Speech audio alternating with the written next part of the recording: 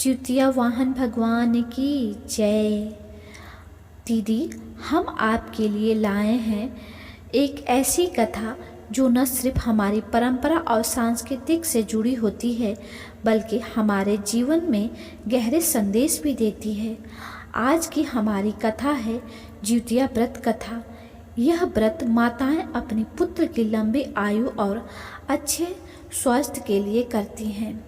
यह व्रत अश्विनी मास की कृष्ण पक्ष अष्टमी को रखा जाता है और इसे निर्जला उपवास भी करती हैं, यानी इस दिन स्त्री दिन भर बिना जल और अन्न के रहती हैं।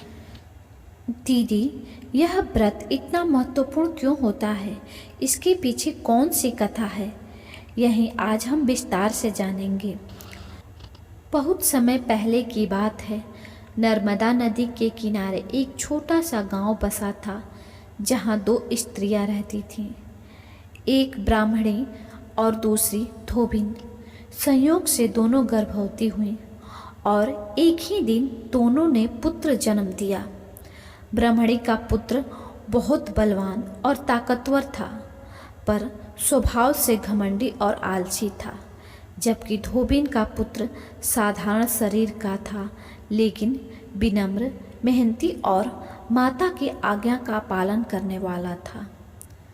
समय बीतने के साथ दोनों बड़े हुए और उनके जीवन की राहें अलग होती गईं। एक दिन ब्राह्मणी का पुत्र जंगल में शिकार करने गया और अहंकारवश उसने शेर का शिकार करने की सोची, लेकिन शेर उस पर टूट पड़ा और देखते ही देखते उसका अंत हो गया।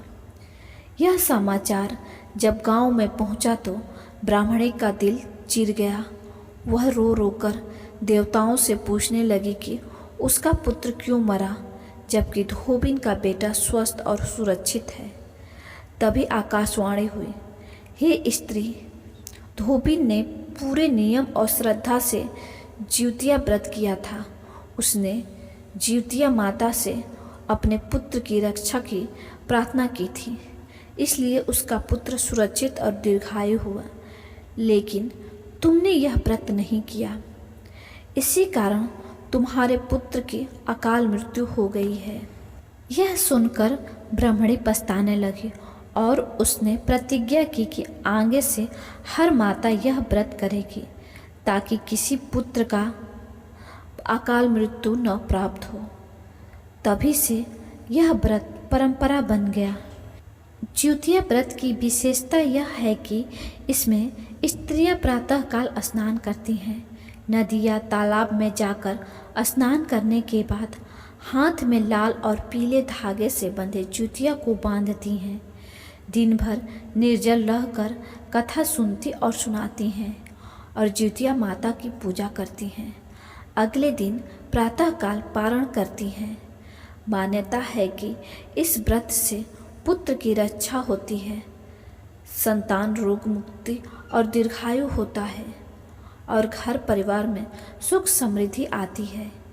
यही कारण है कि यह व्रत बिहार, झारखंड, उत्तर प्रदेश और नेपाल में बड़े उत्साह और श्रद्धा के साथ मनाया जाता है।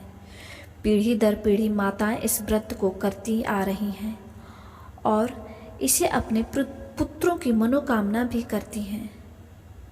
दोस्तों, यह जिउतिया व्रत कथा एक ऐसी पवित्र और परंपरा है जो सिर्फ धार्मिक महत्व ही नहीं रखती बल्कि माँ की ममता और अपने बच्चों के लिए उसकी त्याग की भावना को भी दर्शाती हैं।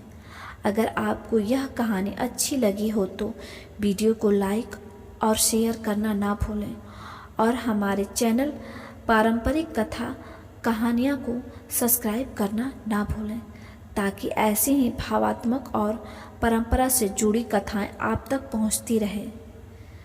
धन्यवाद।